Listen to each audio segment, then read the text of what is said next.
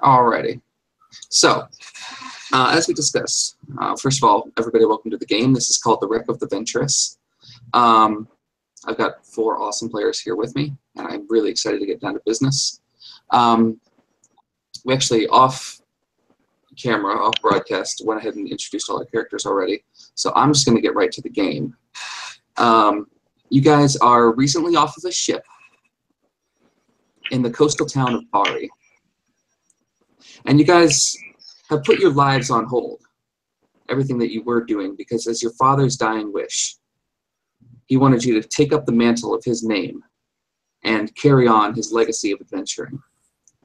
And so you guys have found small work here and there, but nothing's really stuck, nothing that you would call an adventure. And here you are, off a ship in the coastal town of Bahri. And a warm breeze caresses your face as it rolls off the tide and through the open windows of the Salty Breeze Inn. It's a mid-sized tavern with several round tables in front of a bare bar. A few bottles sit on a shelf behind the bar, reflecting off of mirrors, and a tap with only one brew available sits with a worn handle. The Salty Breeze Inn offers all the comforts of home in a seaside setting, and it's known for its buttery biscuits, its thick ale, and its shock snapper stew. Business is steady tonight, and the barmaid is quick on her toes as she navigates around the patrons, serving drinks and food seemingly non-stop. Across the bar from you, a band of 3 dwarves drunkenly orders another round, their voices rising above the rest. The night feels comfortable. The thick ocean air almost massages you. And aside from the rowdy band of dwarves, the whole town of Bahri seems to be relaxing tonight.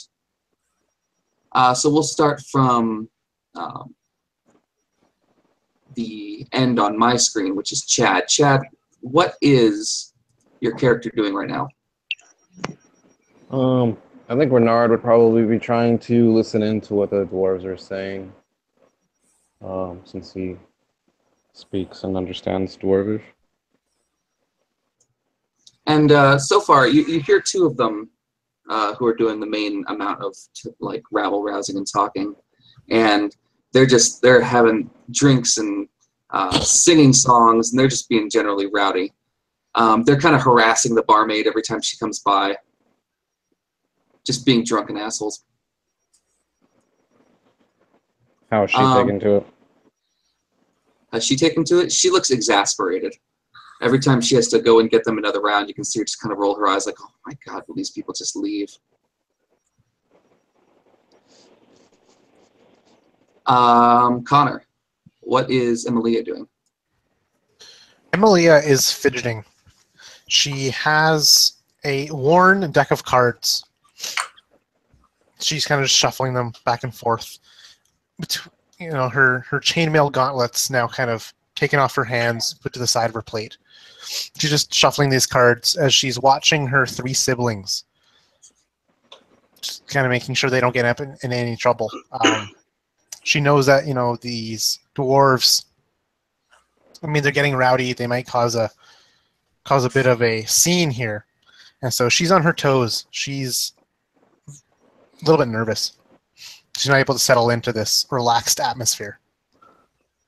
She turned to one of her brothers. She's the only daughter in this family. Turns to Arden.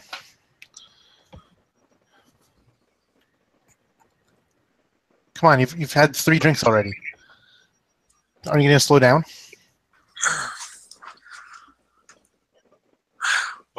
Can you blame me? That was a very long voyage. Plus, I have to deal with the youngest over there. Yeah, look at him. He's still fresh of the face. Hasn't even grown his beard in yet. After taking the swill from the glass, I'm going to set it down and be like, well, Amelia, have fun with your cards. I'm going to check in with William, and I'm going to go to the bartender who I just named William. Okay.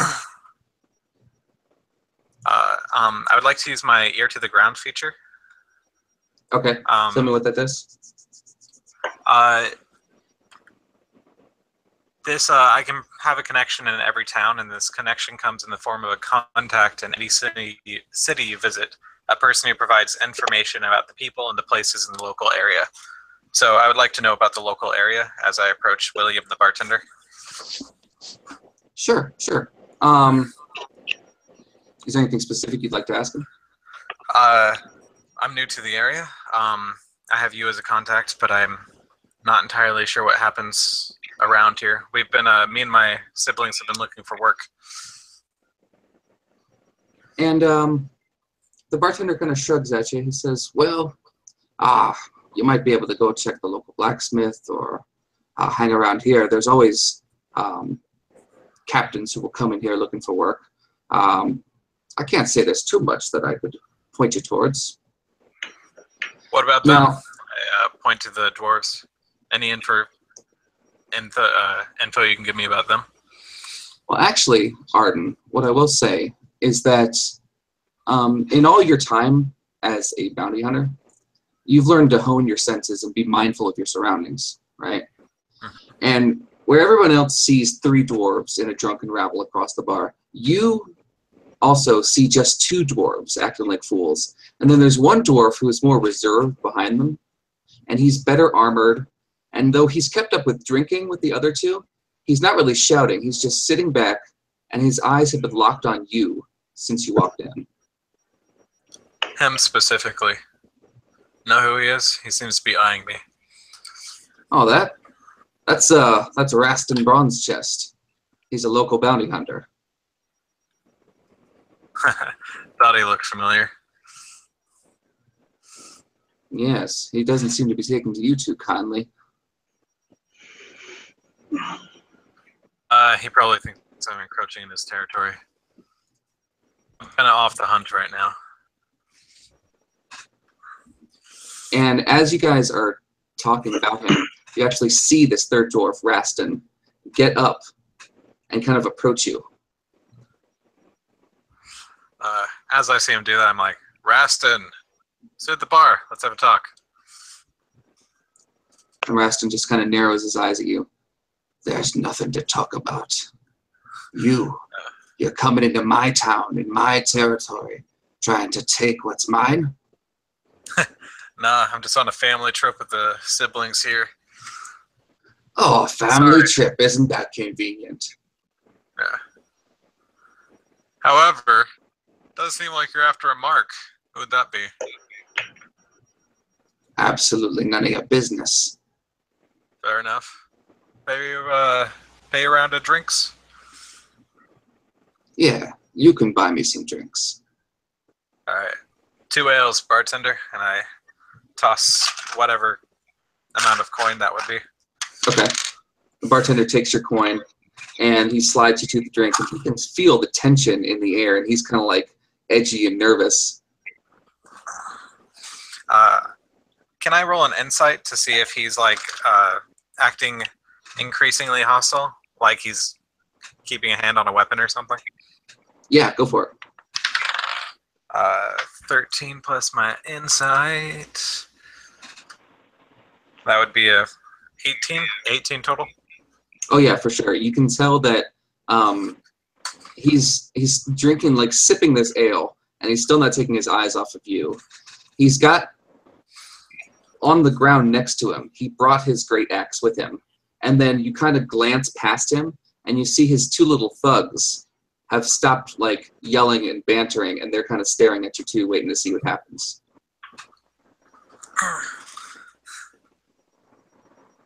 Seeing my brother get All right, up and engage with these dwarves, Emilia would like slowly and not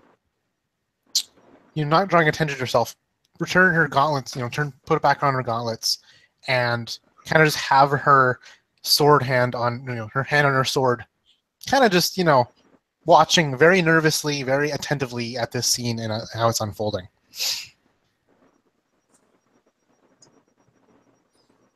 And Raston would kind of glance down, and then he'd glance back up, and he'd say, you know what? I don't like this drink, and I don't like you. And he would make a move to shove you, Arden. I'm going to meet his shove, and I'm going to attempt to counter shove. Okay.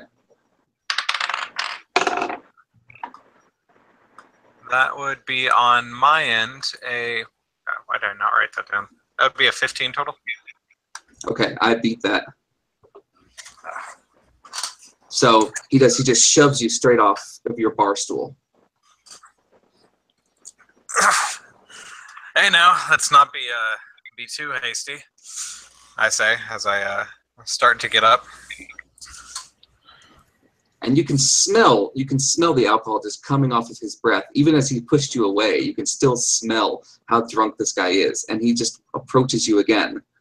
No, I don't think that's gonna happen. I think you and me got something to settle. Well, if we're gonna settle it, can we not settle it in William's bar? Let's take it outside. And he would kind of chuckle and say, but if we take it outside, I couldn't hit you with this bar stool. Emilia would immediately kind of stand up at the shove and that happened, and would approach the two, kind of, coming over and arm on each, kind of pushing them apart. Say, "Hey, enough, you kids!" Kid? Who are you calling a kid? And I'm pointing to my brother, Arden. And at this point, Can't you you've just seen calm a couple people in the bar, like a couple of the other patrons. Some have gotten up. Some have even left the bar because they don't want to be a part of this.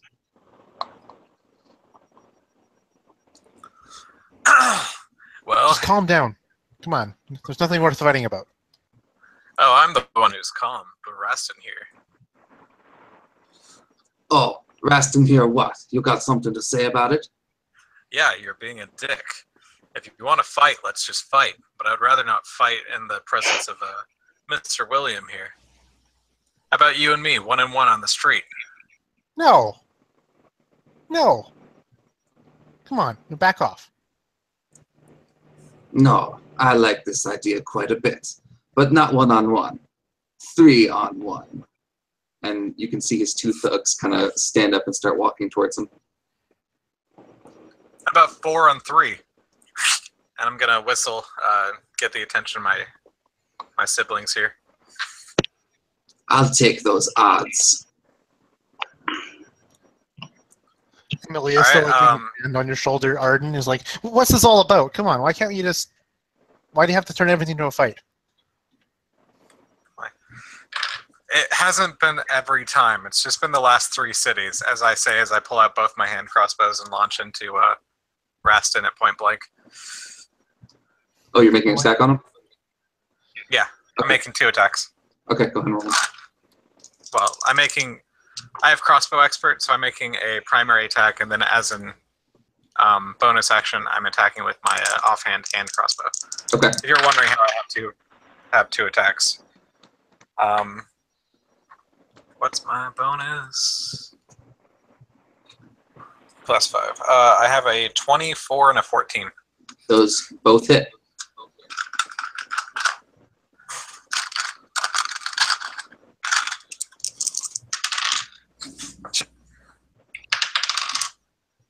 Three, 1. I got a 3, 1, 4 plus 10, 14. I do 14 damage. 14 damage? Mhm. So these 2 shots go straight into his chest, just and you can see him, he's kind of stunned for a second, and he glances down and there's blood trickling from the wounds, and he just collapses to one knee, and he's breathing heavily.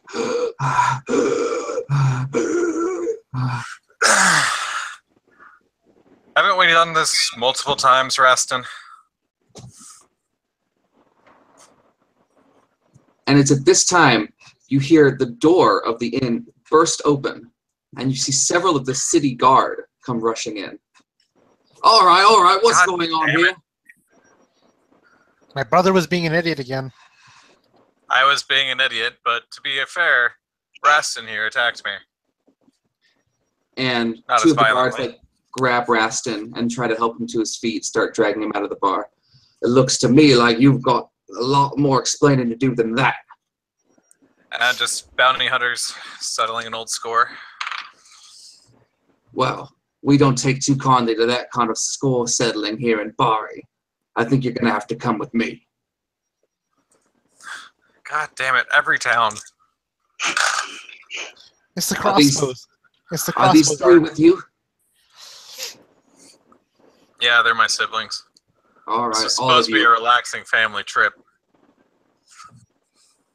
Well, you can relax in jail. And he kind of grabs you by the cuff of your sleeve. Guys, speak to your superior. I am my superior. Maybe we can do a deal. How about I work off this favor? How about you just rot in jail like you're supposed to? And he kind of shoves you towards the door. Sure you don't need 4 strong, strapping adventurers to do your deeds for you? Mr. Quite Town Guard? positive.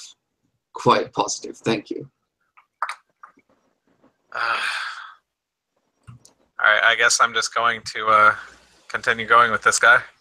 Okay. Do all of you just go with the guards? Well, Emilia would. Hey, where are you taking him? Come on, that's not the code for the thingamajig.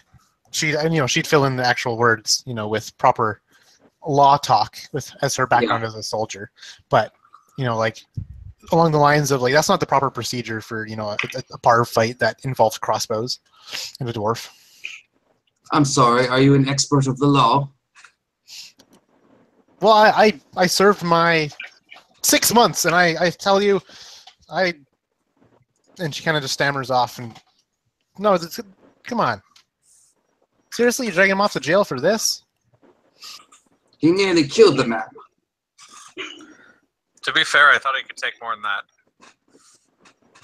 I mean, I understand crossbow's a little excessive. She kind of shoots daggers kind of at Arden, but come on. And she kind of turns to her other 2 siblings, got anything here? Rodney would very, very annoyingly close his book and kind of sigh. He'd been studying, but he already knows the drill, so he just kind of stands up and stands behind Emilia, waiting for whatever's going to happen.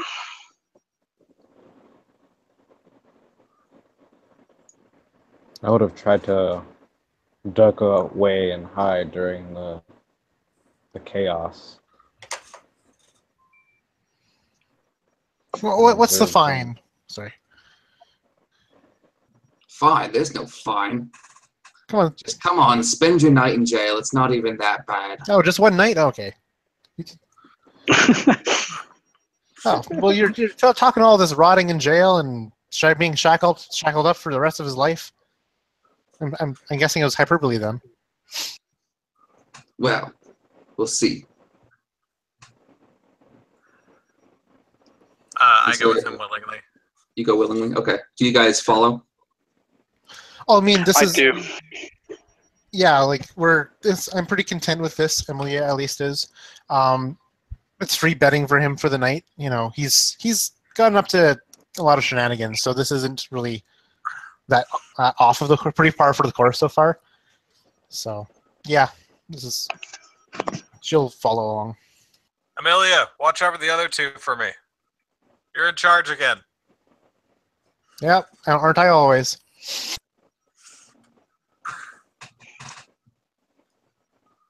And he starts to escort you out, and then he's like, no, wait.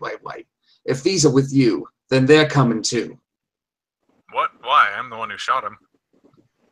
I tried to Guilty stop the by whole thing. association. To be fair, they tried to stop me. Well, they should have done a better job. Oh, the other guy shouldn't have tried to swing his axe at me. I don't see his axe having moved at all. Shoved me, he picked up his axe, and then I shot him. That was kind of the course of his actions. Right. You can tell it to the judge. Fair enough. So there is a superior. Oh. Here I thought that you were the most superior. Mr. Hoity-toity guard. I'm the captain of the city guard, thank you very much. Well, I'm sure we'll have a talk with this judge fellow friend of yours. Because this seems a little little off the book, if you don't ask me. Well, you can read all about the book in jail. Let's go, all four of you. I go willingly. I will follow suit. Yep. Begrudgingly. Try to sneak away. Chad, you're sneaking away? I'd like to try. Okay, give me a stealth roll. Yes, please. 12. 12? Yes, sir. So he hadn't noticed you, and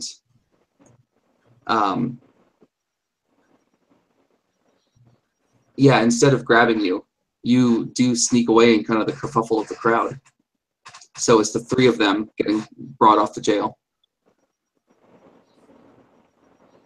Do you Try follow to behind observe now? from a distance. Yeah, try to observe them Okay. from a distance and see where they're taken to. So you see that they are tossed into, you follow them down, you kind of hide in the shadows of the hallways, and they're tossed into a large stone cell. The captain leaves out of a large wooden door at the end of a large hallway. He didn't confiscate any of your things, though. And then you hear a man who's in the cell next to you hacking up a lung. What'd they get you locked for? I killed a guy. Well, that's exciting. Well, I didn't kill him, but I shot him. And he would kind of glance you up and down, looking at all of your armor and all of your gear, and the three of you. You wouldn't happen to be the adventuring type now, would you? Oh, that's why we're here. You wouldn't happen to have an adventure, would you? I have an adventure for you if you'll do me the favor. You see, I've fallen ill and I can't pick the prize, but I've already got someone who's ready to buy. Way off the southern coast of Bahri, there's a wrecked ship called the Venturess. Your job, should you choose to accept it, would be to find this wreck and retrieve from it a scepter of many black jewels, and bring the scepter back here by tomorrow. Anything else of value, you can keep if you can carry it. However, the buyer is going to be waiting at the Salty Breeze Inn tomorrow, so you cannot delay your trip. You'd have to find passage out to sea, locate the wreck, find the scepter, and get back to the Salty Breeze Inn by tomorrow. But first things first, you've got to get out of jail. If only we had a man on the outside. Rodney would look up from his book, which he hadn't done for a long time, and say, "You guys, this is it. We have to go. Tell me we're going. I know I was wrong last time, and Emily, I'm sorry about what happened. I know we can't talk about it, but this has to be it. Tell me we're going." See, Emily, I told you, good things happen to me in jail. You don't believe me. No, you see, I see two adventurers here in the cell, and one person left here to watch over my own stinking brothers. Always get up into trouble. All right, I mean, we'll go see this wrecked ship, but if any of you get in trouble, if you twist your leg or something, I'm not helping you up. Not like last time. It's your last chance. Nathan, could I make a medical check? I have proficiency in medicine to try and diagnose this guy as best I can. If not, Oh yeah, absolutely. 15. 15? So you know that cough. That cough is very distinct. And you can kind of see through the dim light that he's probably been coughing up blood while he's coughing it. And you're pretty sure it's a disease called rot lung. Rot lung. Okay. That sounds like rot lung. Are you going to be alive when we get back to give us our reward, or? He won't be giving us our reward. He told us where the contact would be. Oh, right. Okay. So, all right. It sounds good. We have to go, you guys. I'm very adamant about it. We have to do it. By the way, what's the name of the contact? His name is Lufern Legast.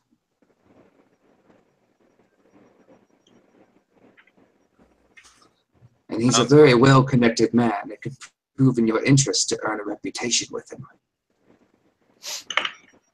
Hey Rodney, if you're so inclined to get to go out to this wreck, I mean, how are you going to get out of here? Do you have one of your little books that can do that for you? Hey Rodney, do you have any of those abilities that you can get in contact with Chad from? I do. No, I think and he looks over through his book and no, I don't. I can use message to contact any one of you.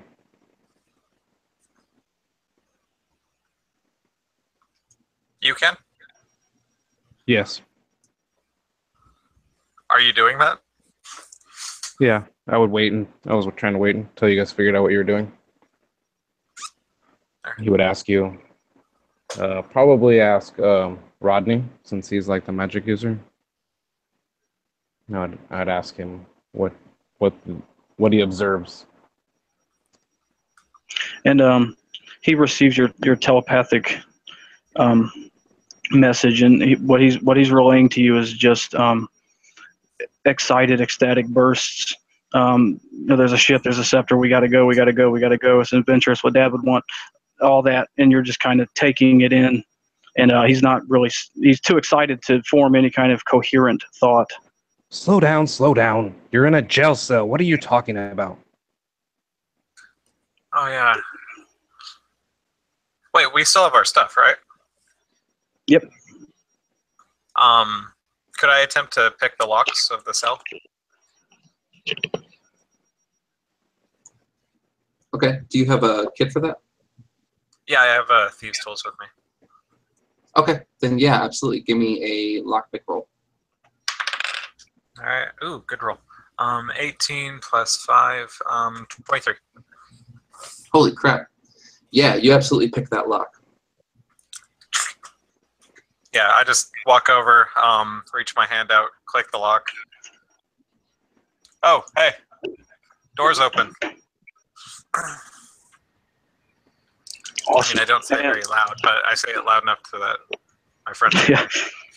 I was about to say. What are you doing? Why did you pick this lock? Damn it!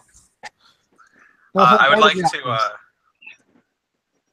perception to see if I can hear how far away, like if there's a guard around or something. Yeah, you actually don't even need to roll. You don't hear anything. It looks like they just left you here for the night. All right. As far as I can tell, the coast is clear. So I'm what you going guys to see outside of the jail cell, against the wall, there are 3 suits of armor. And each of those suits of armor has a key hanging from its belt. One has a bronze key, one has a silver key, and one has a gold key.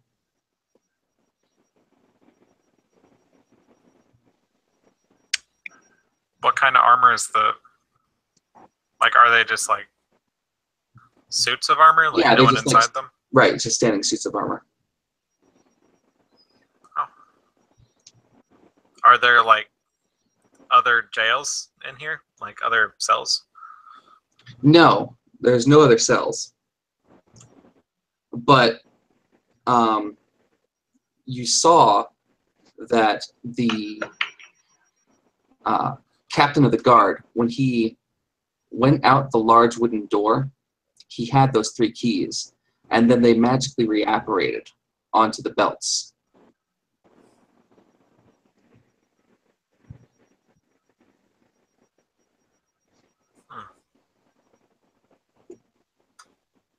Rodney would approach and kind of take the keys into his hand, looking at them, trying to observe for any type of magical properties or anything like that. And he would turn to his siblings and he'd say, "These keys could go to something pretty valuable in here." Hey, put those down. Those aren't yours. Actually, as you approach the suit of armor, you reach for the key, and the armor sticks its arms out and kind of cups its hands at a bowl, like it's expecting you to put something in its hands. And it says to you, the first one, it passes before the sun and makes no shadow. Passes before the sun and makes no shadow. Don't touch those. Come on, they're not yours. Yeah, right. Sorry. Did you hear what it just said? It passes before the sun, but it makes no shadow. What does that mean? Is it glass? A candle?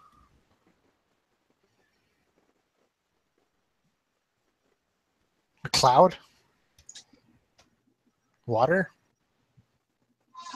And like I said, its arms are out with, like it's expecting you to put something in its hands. Air. No, it passes before the sun. So it's not Give us something to clouds. drink. Just put some water in it. I don't know. I'm gonna I blow drink all mine. into the cupped hands. You blow into the hands? Uh-huh. So it offers you the key. It takes the key off of its belt and offers it to you. All right. Are you was done wind. playing now? Oh, okay. Wind, air. Yeah, very clever. Nicely done. Sister, are you staying the night here? What's going on? No, like we come on. We just need to get out and go on this silly adventure you guys want to go on. Just stop playing around with all Is this these. still What silly adventure? is this still within the jail? What's that? I'm sorry. Is this still within the jail? Yeah, you guys are still inside the jail.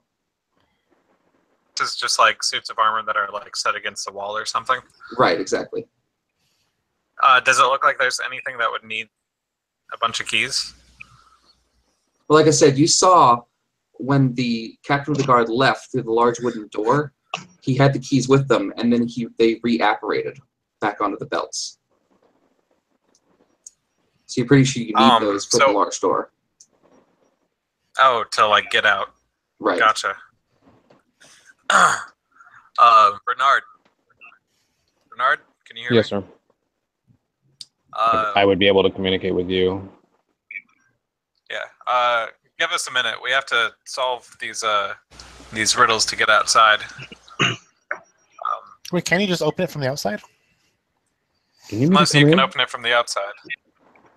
I can try. I do have a forte of getting into places. In the meantime, I'm gonna try and have my luck at the other ones. Go to the Okay. second suit of armor. So the second suit of armor does the same thing. It sticks its arms out and cups its hands, and it says, "Has a mouth but does not speak. Has a bed but never sleeps." Water. Has a Actually, mouth, these are all water. but does not speak. It's a river. How are we going to get a river? We can't bring a river in here, right? Maybe? Or maybe Yeah, it's no. not a river? I mean, an owl never sleeps up all night. Is there an owl in here? Should kind of look around for, up in the rafters. Maybe there's like a barn owl or something. You don't see anything. I would relay the message to Bernard. And do you have any idea what that means? I was thinking a river, but there's not a river in here. Can anyone make water? No, I can't. We just had a lot to drink. Maybe you can make water. I've got a water. We probably have, we probably have a water skin, so we can. I'll let Amelia pour water over it. No, I'm gonna I'll let you do it. I'll give you my water skin. I don't want to go near the thing. It spooks me out. Fair enough. I'm gonna pour water in the hands. Okay, you do, and once again, it readily just gives you the key. So now you have the golden key and the silver key. All that's left is bronze. Should be the easiest, right? All right. Riddle number 3. As you Come approach get that one, it sticks its arms out with its hands cupped and says, Feed me, I grow. Give me water, I die. Fire. A witch? Fire. That sounds like fire. Well, I don't have a pouch full of fire. She can like snatch Fire. back her water skin. It's bigger. What do I have? Pour water in it. And Bernard, Rodney would hear that and he's like, "Was that? Did you say fire, Bernard?" Yeah. As far as we can tell, it seems to be fire. Seems to all be elemental based. You sure it's not a witch? Rodney have a capability of creating fire? Yeah, Rodney can do fire. Rodney, having the best guess that it is fire, yeah, he holds his hand out and he's trying. Nothing happens for a minute, but after a few seconds, a spark ignites in his hand, and he holds it out to the statue, hoping to get some sort of response. And you do. You kind of spark into its hands, and it offers you the bronze key. He picks it up. Fire, right? Way to go! Bronze medal goes to Rodney. Don't tease me. All right. So the we're keys. gonna come zoom on. on over to Chad real quick. So Renard, you've been kind of stalking the outside to see if you can find a way in, and you found the large wooden door that's the entrance to the jails, and in front of it you see 2 guards who are standing in front of the door.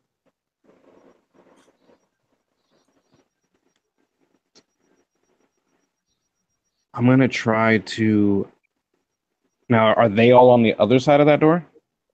Yeah, so they're on the other side inside the jail, and these 2 guards are standing on the outside, like at the city streets. I would try and relay that to one of...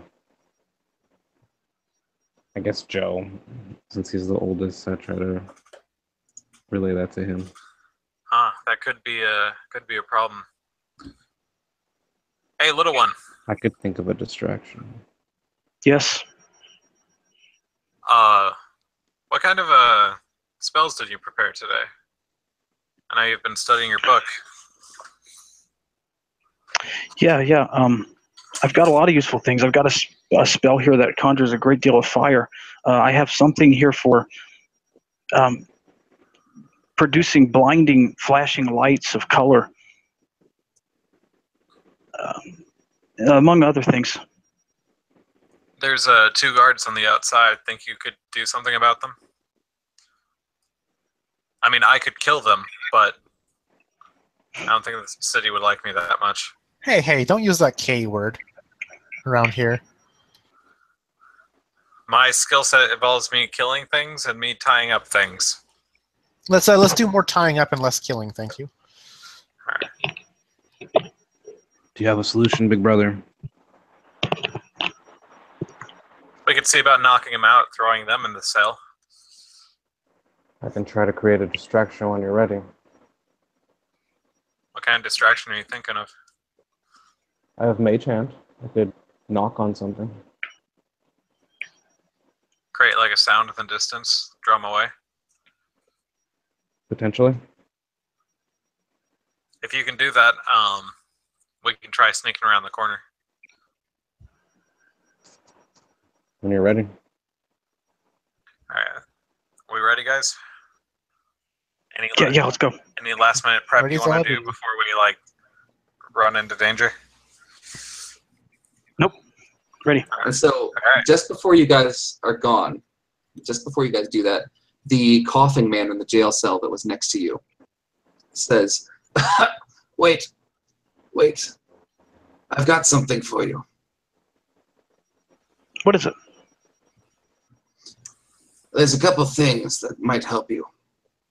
First off, this is a map, and he offers you a map. It'll show generally where the wreck is located, as well as this is paperwork for a chartered ship to get there. Lastly, take this sigil. And he offers you a sigil, and it's a small sigil depicting a raven flying with a skull in its claws. And he says, it's important you show this to the buyer, so he knows you're to be paid and not killed. Now lastly, and this is the part I didn't get to before they arrested me, there's a curiosity shop here in Bahri, where you might find a few more items needed to complete this task. However, I couldn't find the place. They say it can only be found by those who know how to look for it. Well, that's a mouthful of riddle. What is this Right. town? Beats me. You're the one that picked it out. I want to go back to the nice, beautiful Harrowville, but no, you got to choose Bahri over in the southern coast. Amelia, I just threw a dart at a board. It's not like I put much thought into it. Well, I mean, I thought you were good at aiming for stuff, but I guess if you just chose it at random. I'm good at aiming if I choose to throw it at something, but if you choose to put a crossbow bolt in a dwarf's gut, you can't seem to hit the proper spots, I guess. Yeah. hey, I took him sorry. down. No, you got us all arrested. But I took him down. No, he got pulled away by the guards. Come on, don't After he was brought down. think of yourself so much. Come on, it's arrogance like this has gotten us in trouble. Bernard, you ready? Ready when you are. All right, go. Knock, knock, knock. And the guards kind of like look around like, what was that? And they both round the corner to go look at what you did. Once I have the mental key, I'm going to slowly and quietly open the door using the keys. I would have had them prepped beforehand, like to the point to where I know that like he would distract them, and then I would open it and sneak around the other way. Okay. And the large door kind of like creaks open, but you look out, you don't see the guards, and you guys are able to slip free. Awesome. Go, go, go. I can't believe that worked. Awesome. Mhm. I can't believe any of that worked. No, those guards What are really jail stupid. cell? By the way, what jail cell has riddles? That just seems like a really inconvenient day-to-day practice. This, How are guards whole supposed to town, make fire? this whole town seems to be a little backwards. Honestly, And so you guys are all out. Renard, have you hooked back up with them? Yes, yeah. When they came out, I was on the way out. Oh, great job, Bernard. I try. So you guys are outside, and you see, along the wooden planks that make up the streets of Bahri, you see the buildings are sparsely laid out. And in one such gap between the buildings, you see kind of this rolling mist that anybody might walk by without notice. Hmm. And Rodney, your eyes, you've been training to see the arcane magic in the world around you. You've been studying things here and there. And you see inside this rolling mist the flicker of the storefront, and then it disappears again. Hey, Rodney, where are you looking at? I just I saw something over here in this mist here. Can I do a Something perception check? flickered. Can Must I do have a been the perception tickle check? Yeah, go for it. Just see if I can see what... Oh, well. That's a 23. God, getting a lot of 18s today. Jeez, nice. Yeah, you kind of strain your eyes, and you see the same thing. For a minute there's like this flicker of a storefront, and then it flickers away again. You just see the mist. You Without guys, saying this a is it. word, This is I'm just going to walk through into the mist to where I saw it. come on, this isn't funny. Stop playing jokes. Come on. no. This is it. This is the curiosity store or whatever. Where if you don't if you're not looking for it or whatever. Come on. Well, I don't see it. Just because you I don't have know how no to look for idea it. what you all are babbling Okay, about. and come on, I would have stop pulling already the walked. spring. Just So you trust walk me, in. okay? Look. So you see Arden kind of walk forward into the mist, and he vanishes in the mist. Arden, this isn't funny. Come on back out. Come on, I think I would see it, stop hiding. the shop as well, but I wouldn't know anything about it. Rodney enters. Rodney follows right behind Arden, and you're seeing the last bit of him disappear. You just see a hand waving through the mist. And this is where we all die. Emily is just so confused. She thinks that her brothers are playing a prank on her or something. Come on, come back out. She kind of like taps her foot impatiently. And you This hear isn't through funny, the guys. mist. You hear Rodney through the mist. It's not a prank this time. Come on. What do you mean, come on? Where are you? Just walk through the mist. Let's go, sister. I'll show you the way. She takes uneasy steps, one at a time, kind of like into the mist here. Probably, falling behind Renard.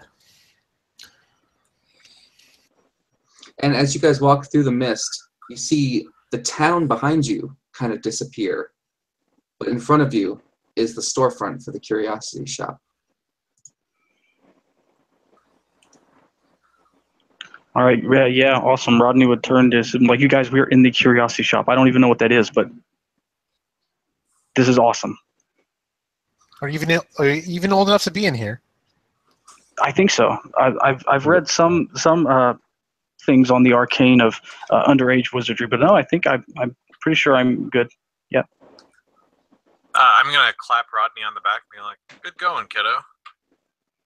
Oh, thank you. I still don't know where this place came from. It's magic. It appeared to those who knew how to look. So is like everything magic these days? Just Everything's about, yeah. always been magic, and magic's annoying. Beats Probably me. why this town is full of riddles. It's Yeah, a I magic can't. town. I can't understand a single thing about this magic stuff. I'm glad one of us here in the family is good at it. I'm gonna. No, we have 2 members of our family that can do it. We're really the odd ones. I guess maybe it's our old, aged bodies here. Now we had to be more watchful over the little ones. I'm gonna walk into the shop. So as you enter the shop, you see a small gnome standing behind a wooden countertop. And hanging from every inch of the walls are scrolls and baubles of different kinds. It's a haphazard menagerie of curiosities. And as you 4 kind of walk in, the gnome says to you, "I have been waiting for you, adventurers. I know why you this are stuff here, looks expensive. and I know what you seek. You see, many runes protect this shop from those I would not want to find it, and those same runes grant me clarity about those who enter." And it looks like we lost Half somebody. our team. Yeah. Oh The no, they magic disappeared. casters have left. They stepped on a rune. What did you do, gnome? It wasn't me, I swear.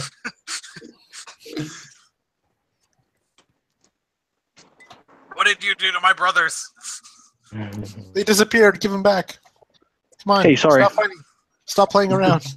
No worries. All right, so the gnome is like, "Those same runes that protect this shop from those I would not want to find it grant me clarity about those who enter. I could not allow my curiosities to be used for the wrong things. You seek the wreck of the Venturess, is that right? Well, I could This stuff help looks you. expensive. Indeed. I can provide you with potions of water breathing, and I can give you a scroll of the winds to provide your ship quick passage to the wreck." That you would do that? Awesome. Yeah, we will be glad to accept any help you would give, and I would be glad to hear about the magic inscribed in those runes. It interests me very, very much. I read something about that. All right, Rodney, quiet down. What do you want in return? Because this stuff doesn't come free. Ha, you are absolutely correct, sir. In return, I ask for no coin as payment, but instead that you bring a small creature known to live in those waters. And the shopkeeper would reach underneath the countertop and produce this strange orb that kind of ripples as he holds it. It looks almost like it's like self-contained water. And this creature will only Magic be slightly slightly larger than a lobster, and it will look similar to one as well. Large front claws and tentacles at the mouth. But if handled carefully, it should be no issue for you. Just be wary of the mouth. Those tentacles do sting. Get that creature inside this water globe and bring it back to me. What do you want with such a creature? I don't really care. Yeah, we What's gotta it know called? we gotta know what we're getting hands in here. Come on. I don't care what they do with it. If she's willing to help us on our adventure, that's fine. I have no idea what you're all talking about, but here I am. What is this lobster thing called? The lobster, it's called a chul. What? Can you spell that? Chuul. Sure. Cthulhu lobster.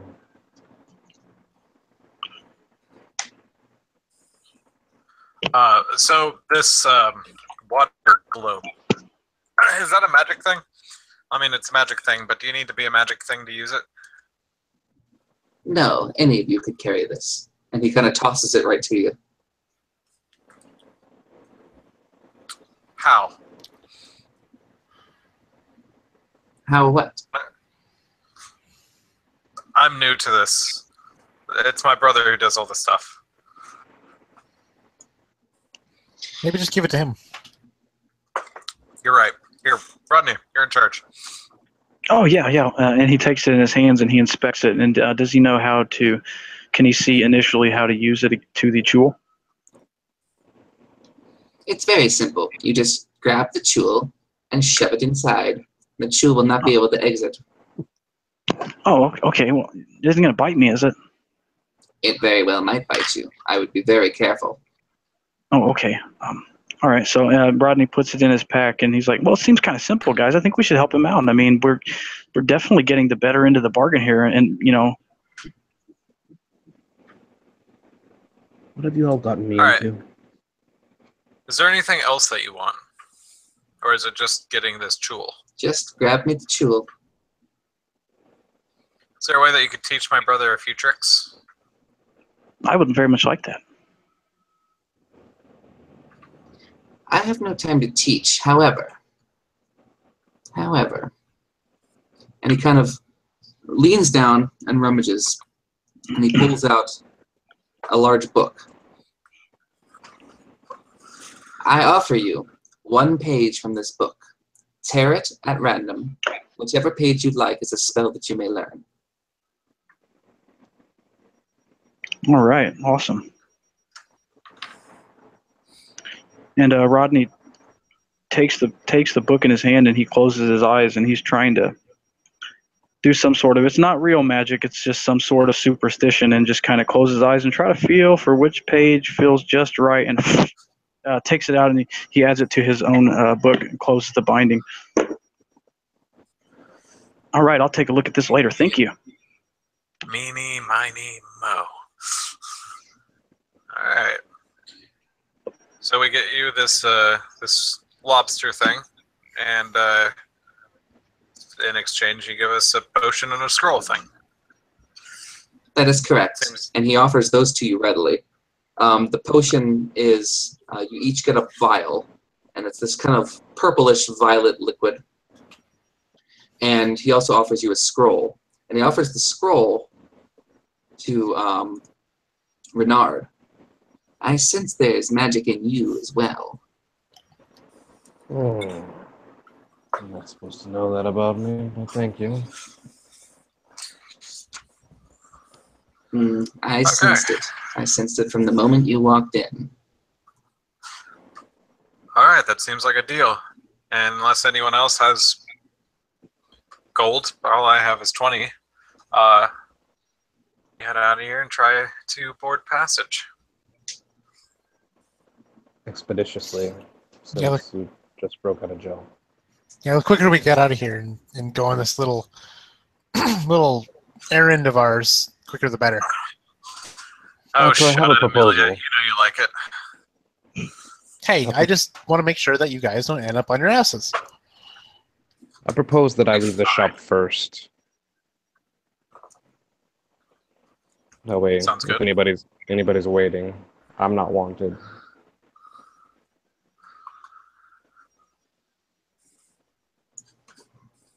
Okay, So I'll go so and look. I'll take a look out. you go ahead and leave the shop, and as you walk back through the mist, the streets are pretty empty. At this point, it's pretty late in the evening. It was nighttime when you guys were at the inn, so at this point, it's after midnight already. Ah, crap. Can we get Lord. Wonder if there's Is anyone any out there? ships sailing around now. Normally You- they take you've off got at the dawn. paperwork. You've got the paperwork to a chartered ship, and if you told him that you had a scroll of the winds, which you have, he would probably be more than happy to sail at night. Yeah, I think we should just go, guys. We have the wind, and we have the paperwork. So I think we should just go do it. I think we're ready. Well, we got until tomorrow. Yeah, we better head off now, better than waiting around. Yeah. I mean, yeah, let's go. So you guys head to the ship, and Emilia, tell me, what is the name of the ship that you guys are approaching? It is the Flying Walrus is the name of this ship, and it is just this unassuming ship. It has this grandiose name, but it's tiny. It's a tiny little barge. A little worse for wear. Maybe in its prime, it would looked gorgeous, but now it's kind of been weathered and not quite disrepair, but definitely has seen better days. It's awesome. I love it. So you guys approach the Flying Walrus, and the captain's actually out on the deck. He's out there, looks like he's scrubbing something, and he sees you guys approaching. What can I do for you? Got a quick job. Could you drop us off south of the coast? I'm afraid this ship's already been chartered. Is it this charter? And he kind of eyes the paperwork. Oh, yes, as a matter of fact, it is. My apologies. And we'd like to be there quickly. My brother has a magic thing to make us go faster. And the captain Sail kind of into that chuckles. kind of wind? A Yeah, what do scroll you of the winds, eh? Well, you must have some powerful friends to get you a scroll of the winds. Yeah, we're lobster catchers. Yeah, I'm really good at it too. Best time to go is at night. It's when they're scuttling around. All right, whatever your business is, that's fine by me. And so he lets you guys onto the ship. And who has the scroll? Menard, right? Yeah. Okay, that's right. So, Bernard, go ahead and let me know what it looks like when you cast this Scroll of the Winds. He unrolls it and he reads it, and even as he's like speaking it, the last of his words are like breath is escaping him more than he would be speaking. Just wind gusts from his mouth, and as he speaks, it's just coming out of his mouth, and it's like it's not from the scroll almost. It's from him as he speaks it, and his words become the gust of air, and he blows, and then the sails take it and pushes it forward. Dude, that was amazing. You know what? All four of you, take a point of inspiration because your role playing and your descriptions tonight have been freaking awesome. Cool. Rodney will accept. Yeah. So you guys are sailing, and you are sailing at quite the clip. I mean, the wind, it's not just like a small blow of wind to fill the sails. Like, it's actually pushing the sails, and you guys are zooming. And you get to the wreck, or you get to the area where the wreck would be. And you see the water. It's pretty dark. Time to catch a lobster. Hey, how long do these potions last, Rodney? That's a good question. Let me see. Nathan? The shopkeeper would have told you that they last for 2 hours. We've got a good, solid 2 hours, it would seem, to find one of the lobsters. Want to get the lobster Who's going first in? and then check out the wreck? Yeah, we can do the lobster first. So am I going in? I'm not letting you go alone. Who knows what's Well, I in mean, these we're all bottles. going. There's plenty of potion here, and I'm sure it doesn't taste very good, but I thought we each had a potion. Yeah, I got a Yeah, I potion. think so. I mean, there's no yeah, sense I'm in gonna, all of us going at once. That'll waste these potions. I'm gonna Don't you down like the half of potion it? of water breathing and jump in. Not one for words, huh? And Emilia would follow, knowing that, without her, they'd all be, dead to the fishes many times over. So she'd chug her potion and hop into, sinking like a rock in her chainmail armor. Oh, shit. I'm doing better. I'm wearing chain shirt. So are all But the four two of you guys in jumping? heavy armor. yes, yeah, Rodney would Two guys in take the heavy armor potion. jumping in the water. Yeah, Rodney would do the same. He would take the potion, he'd take the cork and bite it out with his teeth, and then jump into the water. And as you jump in, it's kind of, you instinctively start to hold your breath. And you kind of get this sense of panic at first because you realize, like, you've never done this before. You've never breathed water. And so you're holding your breath and holding your breath and holding your breath. And finally, the tension is building in your chest to the point where you feel like you have to take a breath in. And you suck in all this water. And where you expect to choke, it just fills your lungs. And then you exhale it again. And you breathe in, you breathe out. And you realize you can breathe just naturally with this water.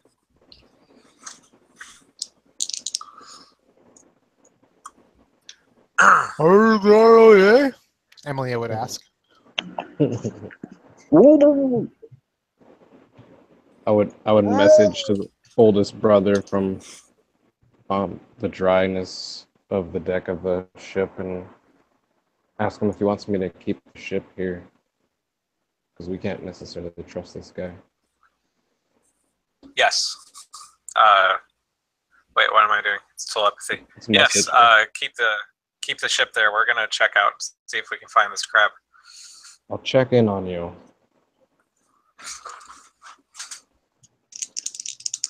So as you swim down,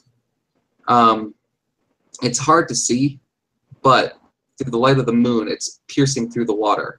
And you catch a glimmer of some wood, and you realize that you have found the wreck of the Venturess. And swimming all around the Venturess. It's a wooden-built longboat. It's capsized there at the bottom of the ocean. Algae is growing on its planks as they drift and sway with the currents. The wreck looks peaceful and relatively undisturbed. And swimming around it, you see a fair number of the small creatures described by the shopkeeper. Well, those are lobsters. I'm gonna go up and I'm going to communicate with Bernard. Say, we found the ship. It was right under us. Do you want me to join you? Yes. And he will. Rodney reaches into his pouch and removes the device to capture one of these things, and he's going to attempt to grab one up. Oh, be careful! Be careful! Don't get so close. Oh, yeah. As he gets closer, I'm going to attempt to grab one to make it easier. Let me Okay. help. I've got armored hands. They should be able to pinch through them. Between the three of us, we should be able to get one of them. We all say underwater, breathing with bubbles. Murlocs. And you actually, the three of you grab one of these small creatures, and immediately, as soon as you grab it, it starts to shriek this high-pitched, awful noise. And as it starts to shriek, all of the other ones around it start to shriek as well. Into the bubble, into the bubble. Quick! Ah, it hurts. Quick, get in the bubble. Come on, Rodney. Come on, stop stammering around. And you get into the bubble, and its sound is pretty muffled in the bubble, but all of the other ones around you are still shrieking.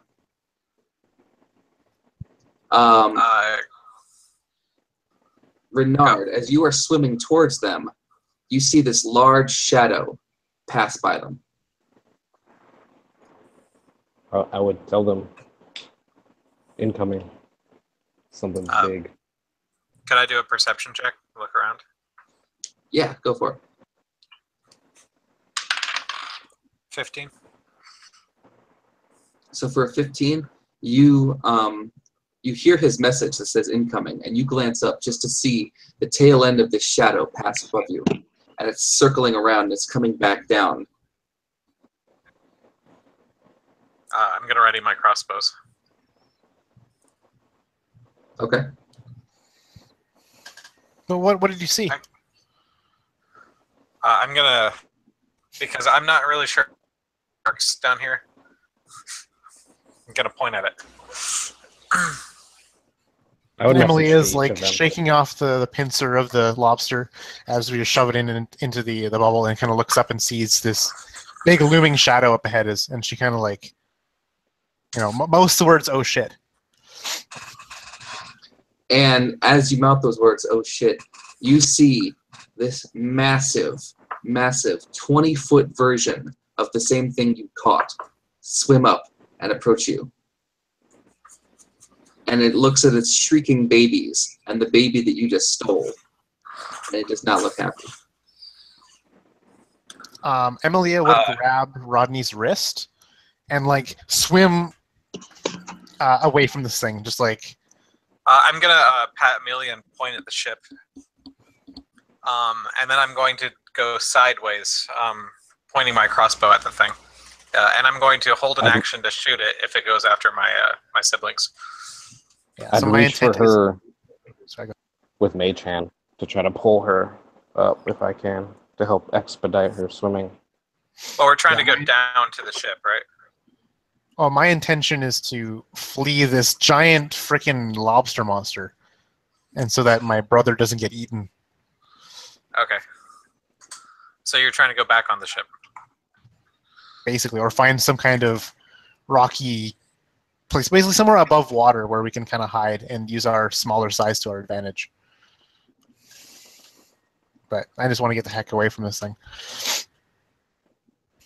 Because, my sword doesn't really work that well underwater, nor does my crossbow.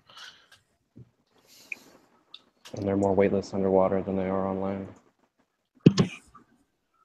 And as you try to swim away, this thing, it's super fast in water, and it swims up and tries to hit you. As it does that, I did say that I was holding an action to shoot at it if it came after my siblings. Okay. So I have a 21 to hit with my light crossbow. That's a hit. 5 plus 5, that's 10 damage. Okay. So the bolt, it shoots through the water and pierces into this thing's hide. And immediately it whips around. And its eyes are on you. And it swims down to try to attack you. And what's your AC again? Oh, right. It's 15. 15, thank you. Yes, it does hit you.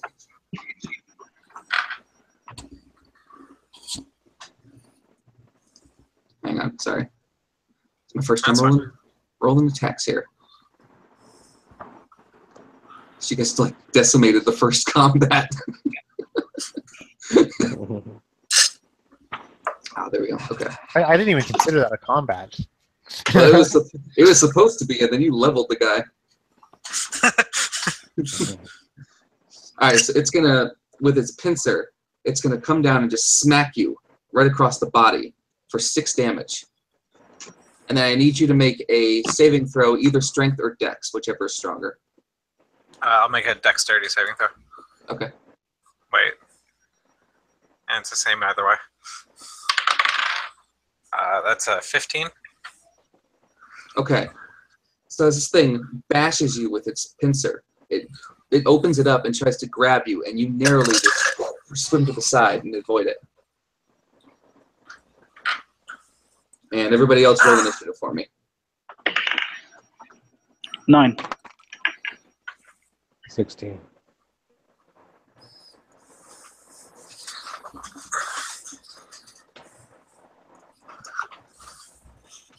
I got a 12. I put it in the chat.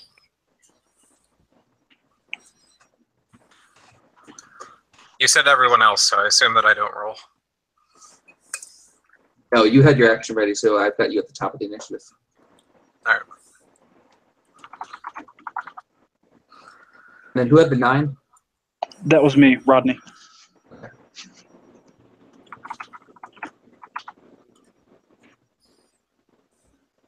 Thank you. Okay, so Emilia, you are up next. Yeah, so I'm grabbing on to Rodney, who's wrist, and I'm just kicking my legs as fast as I can. Swimming with my one free arm. I just want to try and pull him and myself up to the surface and get some bearing on where we are. Getting him away from this creature.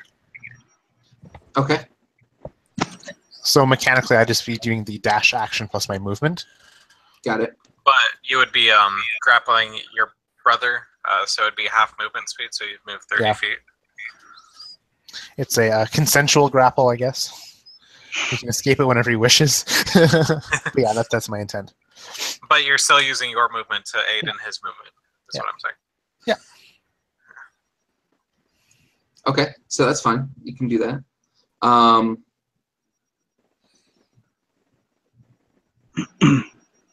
So basically, are we more than 30 feet below the surface of the water? Yes, you are. Okay, yeah. So I just swim It's gonna take you, yeah. It's going to take you basically 2 turns to get back up there. Cool. Yeah, sounds good. And I actually lied. That's my bad. It was supposed to be Renard next, so I'll go ahead and do that. No worries. I would. So she grabbed Rodney and headed to the surface. Yep. I wouldn't leave my brother completely alone. I would help intercede in between their escape and my oldest brother fighting, and I would just try to be there to try to run interference. I don't want to swim down any deeper. Okay. You say this thing isn't really paying you any mind. It's got its eyes focused right now on the thing that shot it. On your brother Arden. I mean, I guess I can try and shoot I'll stay where I am and try to shoot my short bow at it. Okay. 8. 8 does I'm not gonna use hit. my point of inspiration that you gave me. Okay. And that'll be a 19. A 19 does hit. All right. For 7 damage. 7 damage, thank you.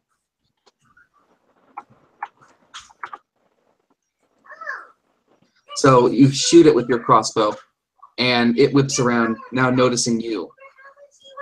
And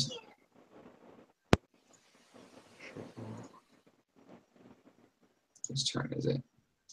And then is he within 5 feet? No, it sounded like you were keeping your distance from it. No, is my ally within 5 feet? Oh, yes. An extra 3 damage. What's that? An extra 3 damage. Oh, extra 3? Okay, cool. And then next up comes this thing. So it makes its movement and it approaches you, Renard. And it's going to swing both of its pincers at you. All right. If the first one hits, I would like to use a reaction. No, it is actually a little dumbfounded that this thing attacked it, and it misses with both of its pincer attacks. And next up comes Rodney.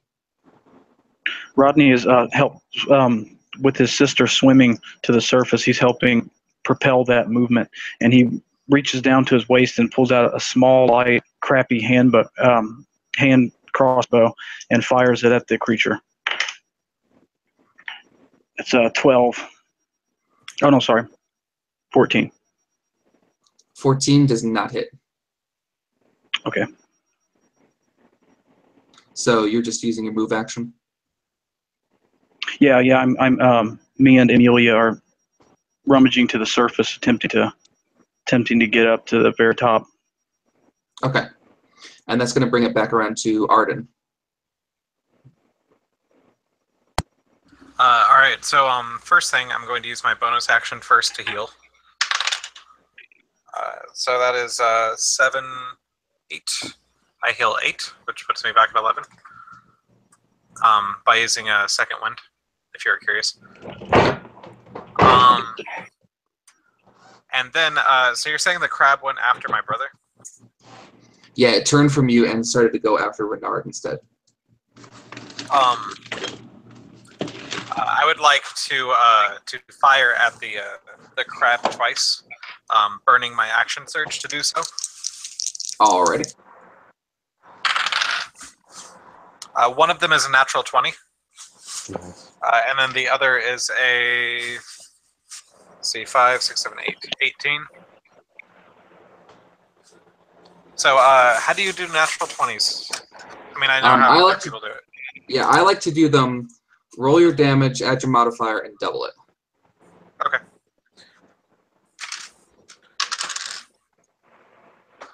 That's 6, 7.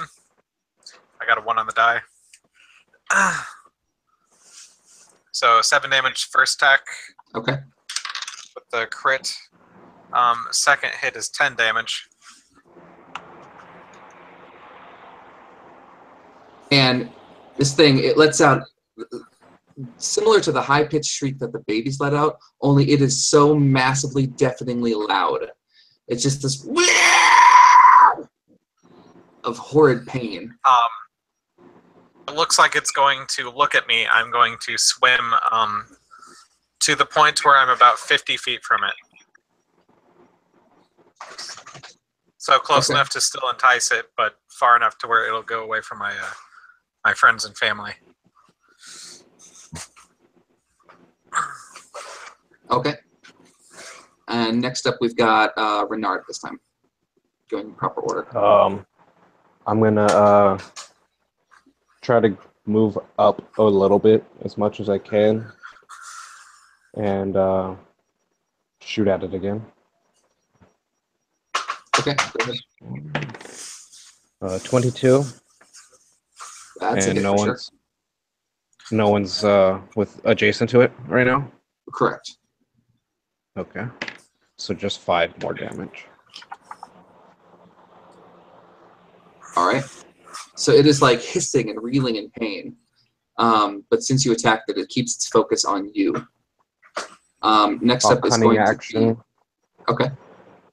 to dash to swim further. I believe I can dash as a cunning action. I'm actually not sure. Let me double check. Yeah, cunning action is a bonus action. You can dash. Okay. Got it. And that brings us to Emilia. Yeah, so Emilia would kind of just swimming up, carrying or dragging her brother with him, Rodney. She kind of turns back to look at him, fire the crossbow. He kind of let go to fire the crossbow. And she sees this lobster monster, huge in size, just, attacking Renard down below. She kind of, like shakes her head and mouths, some other profanity. And she'd swim a little bit closer, getting her own crossbow set up, and just like knocking in place and trying to aim in this water. Her movements are a little slower because of the resistance of the water, and she'd fire from distance. Okay, go for it. Getting a 10 in total, so I imagine that the crossbow bolt isn't even able to like reach it because of just how much the water slows it down. Yeah, that's correct. Yeah, and so she just used her movement to swim back a little bit, joining the fray more, realizing like that her other two brothers aren't backing off and fleeing with her. Awesome. And then comes this thing. So it is going to continue to pursue. Let's see here. I did do the most damage to it. Yeah, you did. So it's going to turn back around and start to pursue you again. But you said you swam, you're what, 50 feet away? Yeah. I got an attack of opportunity then?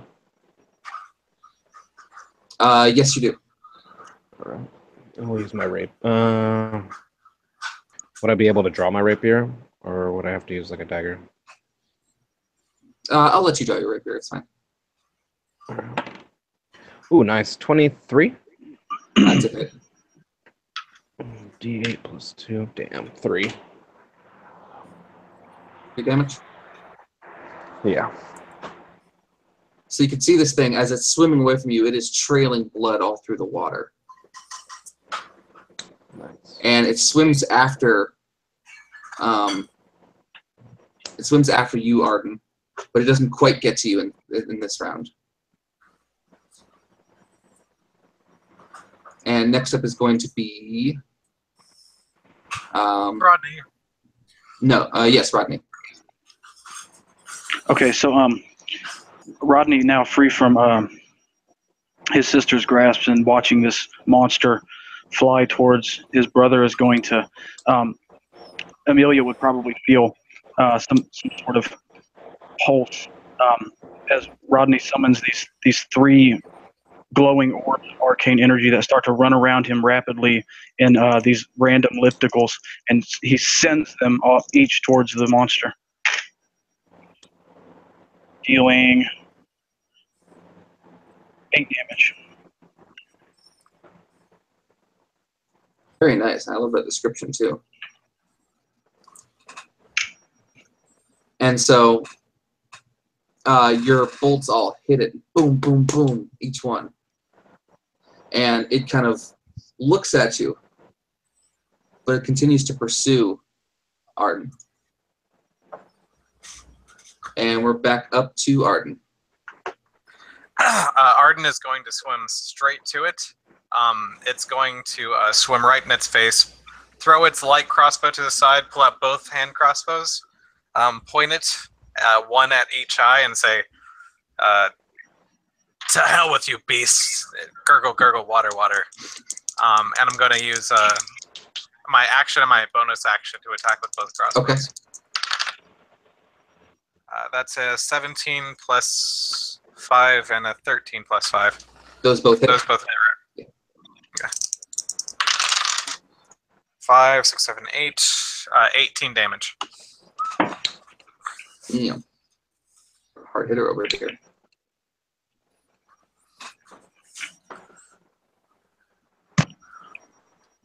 Alrighty. Renard. I'd have to shoot at it again. Okay. Nice, 23. Nice, nice. Damn, 3. Getting a lot of ones on damage. That damage Oh, is he dice not adjacent? like it. I he is am adjacent within now, yeah. 5 feet. Sneak Yes. attack. Your sneak attack. Add 5 more, please. Okay, so that's a total of 8. Yes, sir. Awesome. So this thing is like you can see kind of flaps of its skin and its natural armor just kind of flopping off and floating away, and it is gushing blood at this point. And we're going to go to Emilia. Yeah, she'd swim a little bit closer, kind of like cursing under her water breath, because the crossbow wasn't able to even get to it. And so she kind of swims another 20 feet, and she knocks another crossbow bolt and tries to fire again. Okay. This time getting a 14 to hit. 14 does not hit. No, and she whizzes off a little bit too far to the left. She's not very used to firing crossbows underwater, unlike apparently her brother. So Arden is going to give you a very disapproving look as he just sees the crossbow bolt fly away.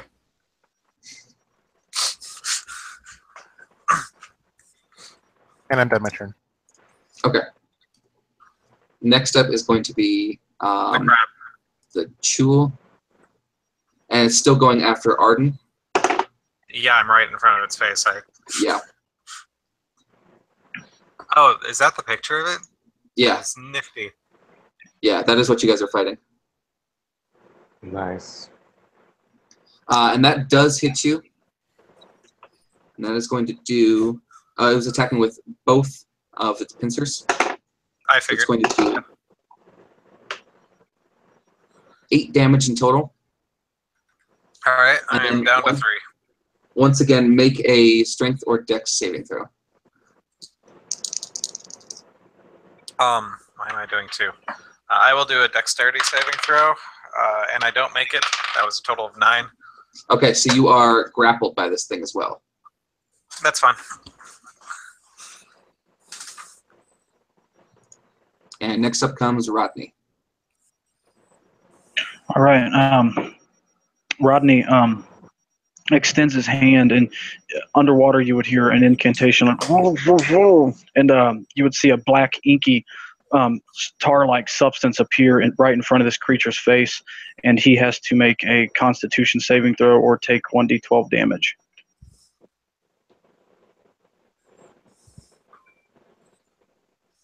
What's my DC? Oh, sorry. 13. Constitution. It gets an 11. It does not make it. And how much damage does it take? It takes 1d12. You want me to roll it or you? You can roll it.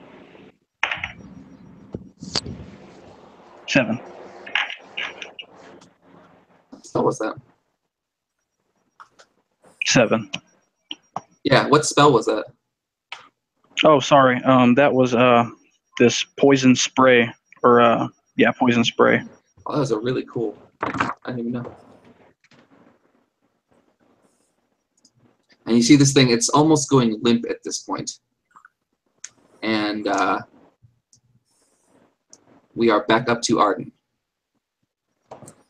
Not even trying to escape the grasp, I'm going to fire 2 more bolts into its face.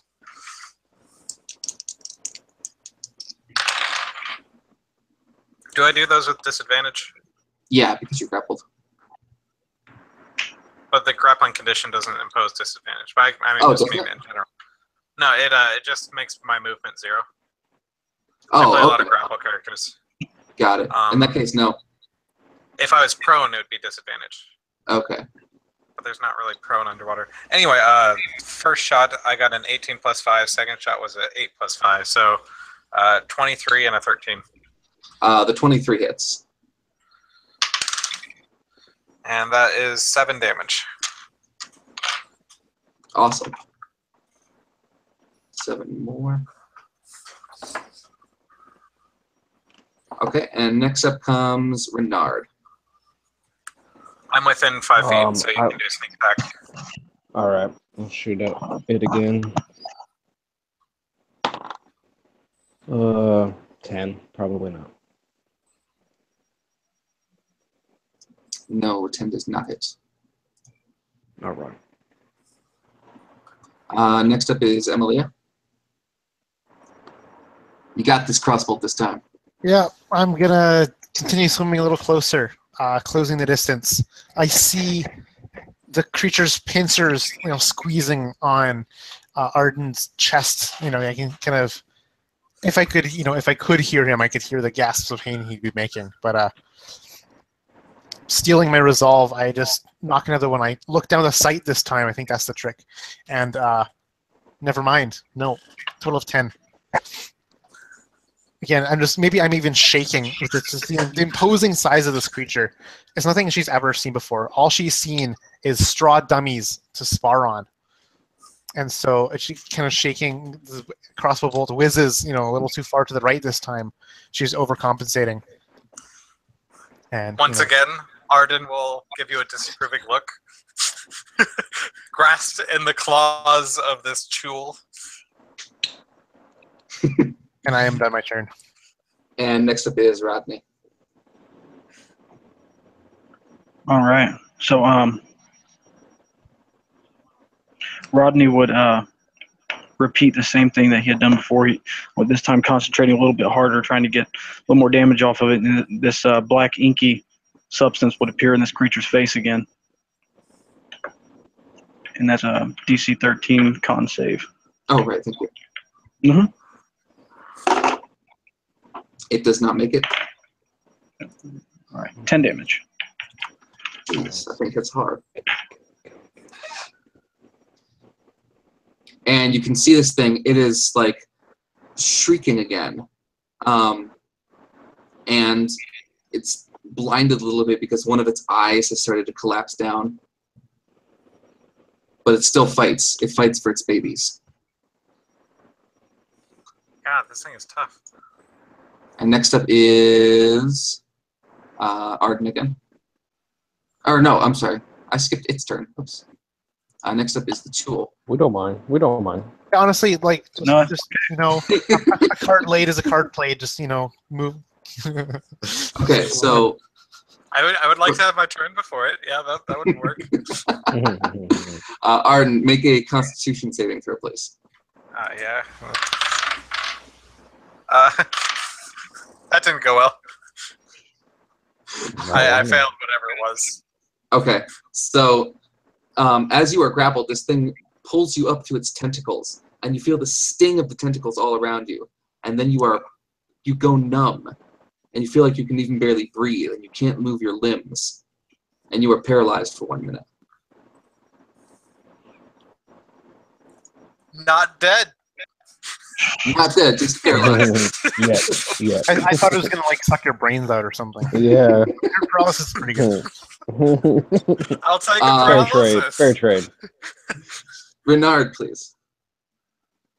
Oh man, seeing this, he's not unconscious, right? Oh, all you see is just my body go limp in its mouth. Right. But mechanically, I would still be able to get sneak attack damage because it's distracted by you and you're not unconscious.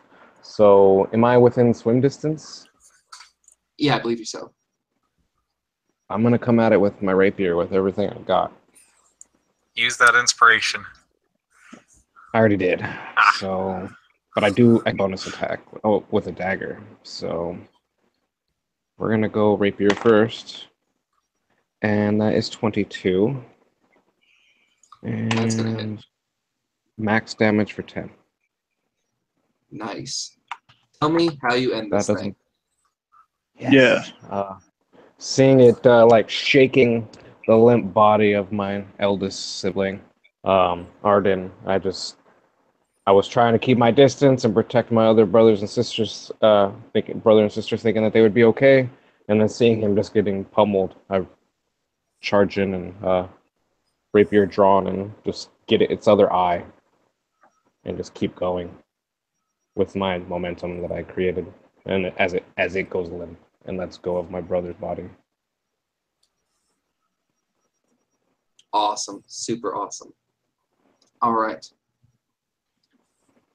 So, your brother's body is limp, and he is badly, badly wounded. But you guys survived this mother, and the shrieking babies kind of all scatter away. Awesome.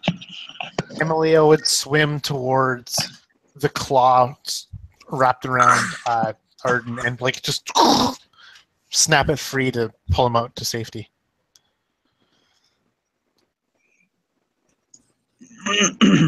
And Amelia. So go ahead and give me a wisdom saving throw. Me? Yes, please. Oh boy, that's a dump stat for one. Ooh, 11. 11. So ever since you entered into the water, you thought that you might have heard faint whispers in your head. And now the closer that you get to the wreck, the louder the voice becomes. And it keeps on saying, "Find me." Bernard, that's false. Not funny. Stop whispering in my ear with your magic, please. Stop playing around. But of course, there's just. Amelia. What? Amelia, I have something to say. Come closer. And she does so. Amelia, work on your aim. She'd give you like a light punch on the shoulder for that. Like, hey, come on! Like, you almost got yourself killed. He floats away, kind of pretending to be dead. He's like, oh no, get back here, get back here. As he's like headed towards, I don't know, it's like coral outcropping or something. Like, no, don't hit your head. Rodney, So- Bernard, thanks for the assist. At least I can do that with brothers.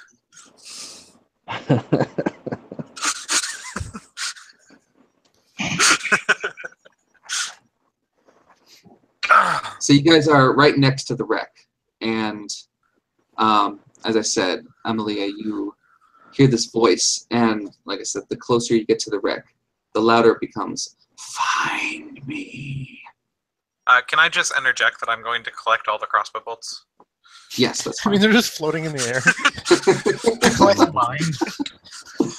The 3 that I fired. I will totally spend 10 minutes collecting the crossbow bolts. I'm like, hey, give those back. Those are mine. They don't even fit your crossbow. Trust me, they'll be better in my hands.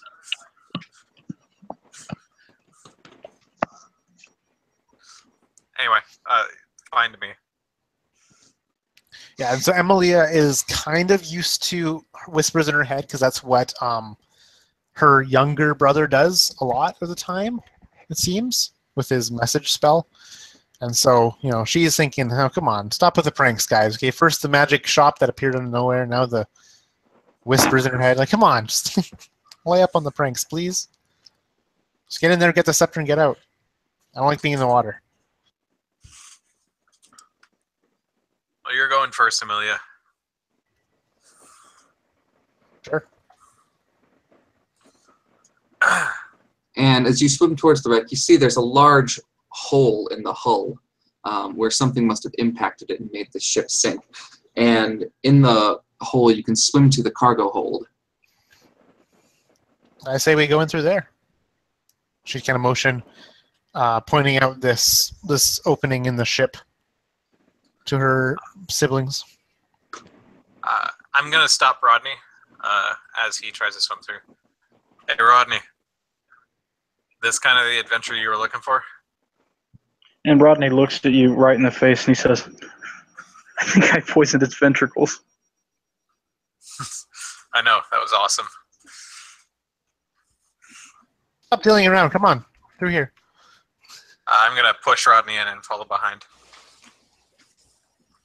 So most of the cargo looks broken and waterlogged and completely useless. However, there is a locked chest that does catch your eyes. I'm going to swim over and I'm going to test, see if it's able to open by itself. Brother. Allow me. I have mage hand. Fair enough. And I'm going to float back as he floats away. Looks like I lost 2 of them again. Same too.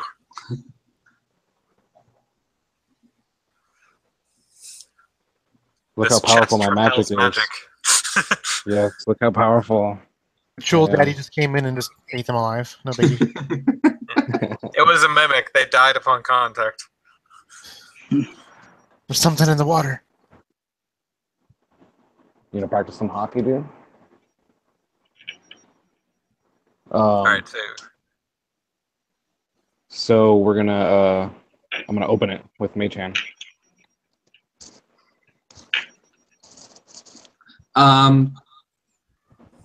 Yeah, that's fine. You go ahead and you do open it. The lock on it just snaps off due to all the rust. And in there, you see about 120 gold pieces, and you also see this sleek, black, almost glass-like scepter, and it's adorned with all these black jewels. Dibs on not touching it. I would grab it with Mage Hand and lift it up. I'm gonna collect Sure. half the gold and give it to Rodney. Be like, "Here's sport." Oh, thank you. Awesome. Yeah, like that seems like a proper sharing of the loot, and she's sincere. She's not very good at math. Then I'm gonna collect the rest to be divvied up later. And Is there Emily, any? as he pulls the scepter out with his mage hand, in your head you're hearing, "Good, good." We all are, or just her? Just her. Bernard, stop that, okay? I'm already a little on edge from that strange lobster. it's- Can you just stop the whispering, please? No, Stop no, Emily, moving. it isn't us. What are you hearing? It isn't us. What? Wait, it isn't? Oh, come No, on, stop playing around. Okay, I get No, it. I It's gonna be swear all this time creepy. it's not. I'm busy here with a hand. What are you saying? Come on, you've been making it say, touch me, grab me closer, or whatever. Whatever happens in your dreams, I'm not a part of. No, okay, but I no, can't not like do that. that. I Come can't on. do that while I'm moving this. You sure? Okay, come on, Ronnie. Is that true? Can you not cast two spells at the same time? Some certain. I don't think he'd be able to do that. I mean, I can't do that. It's Okay, not well- us this time. Well, if you're being serious, if you're not lying to me, this scepter has been asking us to come grab it. Well, Well, then what you does should that do that. change? Does it? I mean- What does it sound like? It sounds like a old man whispering in my ear. I think he has to visit the bucket or something.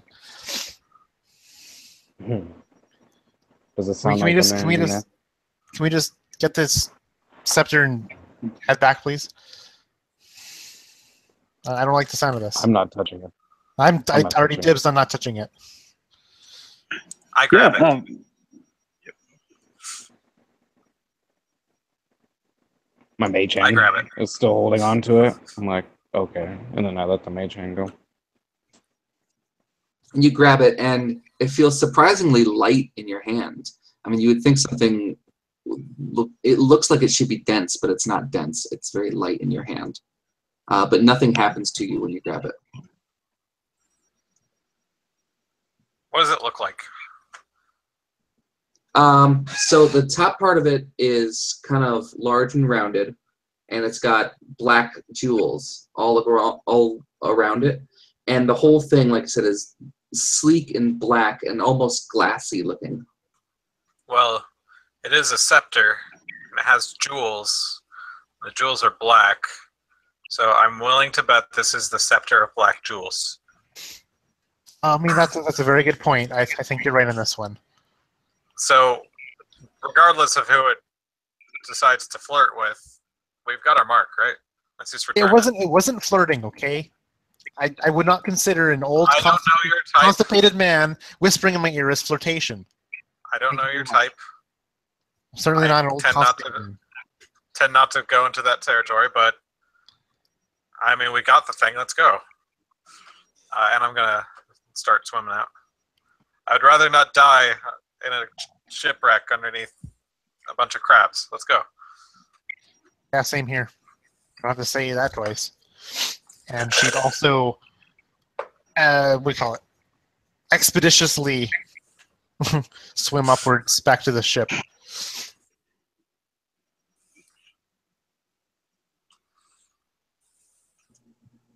Okay. Does everybody follow? Yes, I follow behind I will as well. somewhat quickly and viewing the scepter, curious at it as I'm doing so. Okay, so you all get back to the boat and you make it back on board. And the captain, he's kind of looking at the scepter, very surprised. And, well, you know, he's surprised you guys found anything in that wreckage. And the sun at this point is starting to come up over the horizon. So you know you need to get back to town.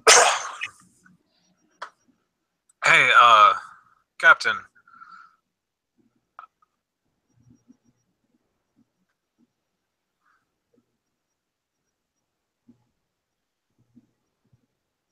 Hello? Did we lose you there for a second?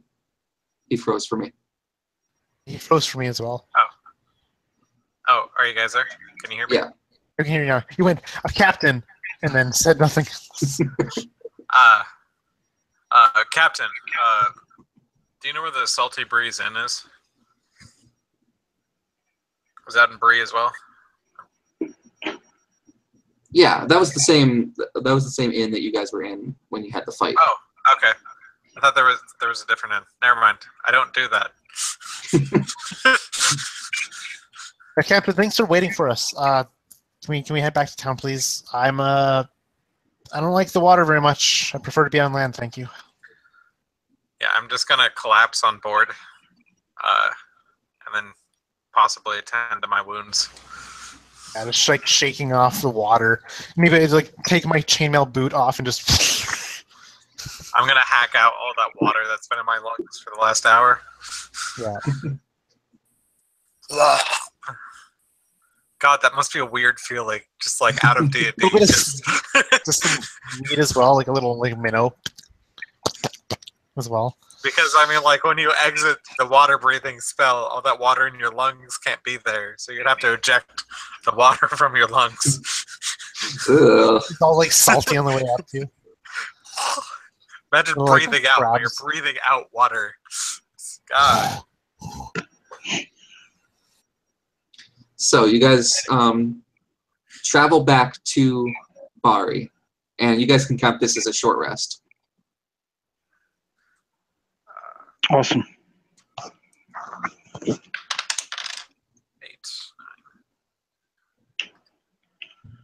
Back to full. Nicely done. And so, do you guys go straight to the Salty Breeze Inn? Yes. Absolutely. Let's do it. Quicker we can get this done and over with, the better. So as you walk in, the inn is empty, except for one man and a few bodyguards sitting next to him. And the man is sitting at a table, and he's in a silken green shirt with brown trousers. He's clearly a man of good taste and good fortune. His hair is slicked back, greased in place. But he's probably shorter than you expect. Standing up, he might be like 5'3", you think? But he looks solidly built, like all muscle. And on the table next to him is a black urn. And that black urn is adorned similarly to the scepter of many black jewels. I'm going to walk forward. I'm going to walk forward and I'm going to drop the sigil on the table. Heard you're expecting something? How did you get that sigil? Did you kill my friend Will Brighton? I have no idea who that is, but I do have an inkling who you are. You're you Fern Lagast, correct? Yes, that is who I am. My name's Arden. These are my siblings. Your friend was locked up and indisposed, so he sent us in his place to recover the artifact. And I'm going to present. I'm going to present the scepter. First, I want to know the asking price. I am paying 600 gold for this. Yeah, split between the four of us, we each get 200. Yeah. Was 600 the total? Any favors? 600 was the total. That sound good, guys? Yeah, if we split that 4 ways, that's 200 each. No, that's 150. No, I'm pretty sure it's 200. And she's like, uses her fingers. Well, you end up with 200 each. Ignore my sister. You guys, 600 it is. gold.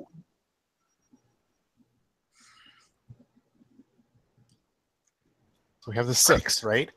And there's 2 for me, 2 for you, 2 for him, and then tax, and then 2 gets 200 each. Whatever. So 600. 600 is the price. Is that amenable for you? Sounds amenable. Not bad for a day's work. And as you guys are about to kind of make the handoff here, in the door walks the captain of the guard. Well, now, you've got to be some sort of stupid lot for coming back here to the scene of the crime. Oh no, the ice cream truck! No, the terrible captain of the guard in his ice cream truck. Little jingle. Wait, what crime? What are you talking about? What happened? As the captain of the guard comes in, I kind of pull back the scepter and I'm like, deal with him, and we can deal. The man of your influence probably has many connections. And the man Lufern Lagast, he stands up, and the guard sees him, and he says, "Oh, Mr. Lagast, I'm so sorry. I didn't realize that. I'm sorry. I didn't realize. Please go about your business." And he completely changes his composure, and he leaves you guys. And Lufern says to you, as he offers you the gold again, "I have done you a favor just now. Perhaps in time you can return the favor to me." I fully expect I will. It's been a pleasure doing business with you. Until we meet again, adventurers. Did you hear that, guys? He called us adventurers. You may call us the ardent travelers. So they called you guys adventurers, and I'm just the person here making sure that you guys don't get snapped in half by a giant lobster monster. Sure, but only adventurers get a cut of the pay. That's right, 200 each, right? Yeah. That's how the 200 happens. I know I was right. Come on, I know how to do my numbers. I think he said 200 for each of the people who hit it. That's what I heard. Yeah. Hey, come on, the water was in the way of my crossbow bolt. Didn't seem to affect me much. I hit it. That's because you were too busy being bitten in half by a lobster. At least I hit it. We did save your life. Yeah. Thank you, Bernard, for saving my life. Thank you, Rodney, for poisoning the creature. Oh yeah, I poisoned his ventricles.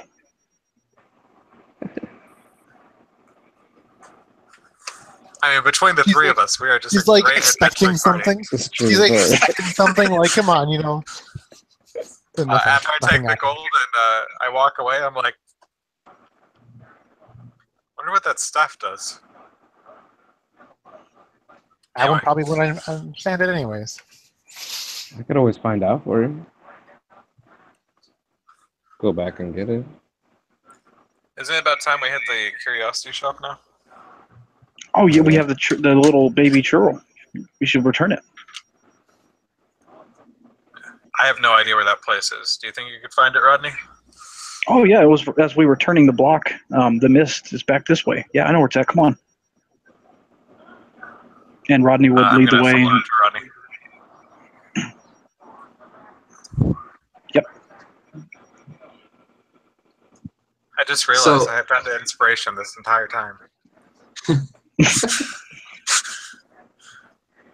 So you guys go back through the mist, and you enter into the shop, and the gnome is not there. But there's a gnome. Come on, where'd he go? there's a note on the countertop that just says, leave it. Oh, okay, then we should just leave it. Then Rodney takes the churl out of his pack in the cage, and he sets it down on the table. I guess we go now. No, you gotta put a little more somewhere a little more safe than that, not in the open. Come on, we don't want him to. Oh, think right. Yeah, I don't know. I'd look at the shop. Is there any kind of like private quarters or like room or door kind of like leading out of this larger shop place? No, probably the safest place to put it would be like behind the counter. Yeah, so I like probably find a shelf like under in the counter or something. Like maybe put it here, out of sight, so that no one else takes it. I'm just gonna be digging through some oddities, and I'm just like gonna be like, what is this? So I'm just like Put that shuffling down. around. Put that down. It's not yours. How do you people keep track of this? Rodney, I'm amazed at people who can do this kind of stuff. Oh, it's quite easy, really. I To can't. get the hang of it. I You know can't what a even fire crossbow a is? I point, I click, thing dies. That's my job. Yeah, I haven't figured out Yeah, steps. that didn't work so well for me. All right. I like to do a little bit of both. So, ardent travelers, want to see what the next adventure holds? Yeah, I hear there's a sunset over there. We can walk into it, or sunrise. Sorry. We should wait a couple seconds and then all just jump all at the same time with our hands in the air. All right, With 1, our mage hands in the air. 2, 2. 3, and I feel like we'd all jump at different times, and then it would not be a Mhm. good moment. Bernard would just not jump. All right, guys. Well, that's all I got for you. Thank you so much. Thank you. Awesome. This is a fun game. Thank you. Yeah, thanks for running it. You did a great job, Nathan. Thank you. I mean, do you have any kind of Absolutely. feedback for me? This is like literally the first game that I've run here in the group, so any feedback I'll take. Yeah, dude, it was good. No, I mean, that was a pretty solid adventure. I've been in one-shots with experienced people who didn't do it as good. So there wasn't really a specific point of criticism that I would have, except for like at the beginning I didn't really know where the adventure was going to start. Okay. Yeah, I agree. Like, it kind of floundered a little bit in the beginning. But that's okay. Like, it's just that's what happens when you have you all meet in a tavern kind of situation. But like, it's good. I had a lot of fun. I liked being incompetent. I'll talk to you in a minute. I like the fact that I made 2 die rolls or 3 die rolls the whole game. That was fun. And I actually, like, as a player, I was almost pooping my pants when you said it's a chul they have to go find. I'm like, no, chuls aren't this big. They're, massive as a player. I'm like, oh no, what's going to happen? Knowing this gnome's going to, like, set us up or something. So I was just informed by my roommate that my cat got itself stuck in the shoebox that was in my closet. That's awesome. That's what cats are good at doing. Yeah. So Yeah, on a positive note, though, one thing that you got right, that a lot of new GMs, a lot of new DMs don't, is pacing. The pacing was good. There wasn't ever a moment where we were just kind of sitting around. That's not good. But your pacing, your encounters, very well. yeah, I loved the mama chul coming in. Like, that was just a cool moment. I loved it. Like a real like spin on the. I am a little curious about the lore of the city to where everything is a riddle. Everything's backwards. Well, yeah, I know it didn't make a lot of sense. It's the first town in the world that I'm trying to build, and in this world, I want it to be like high fantasy, to where magic is kind of everywhere. Yeah. So this is the town of riddles, Bahri. Yeah. Yeah, I feel like everyone in this town, like, knows some kind of magic, whether it's, just through bloodline or something. And, like, Amelia has, like, 8 intelligence. Like, she's nowhere near, arcane aptitude here. She's, because she got sword and shield. Arden's kind of a one-trick pony. Well, I mean, like, he's got, like, skills. Like, he can pick a lock.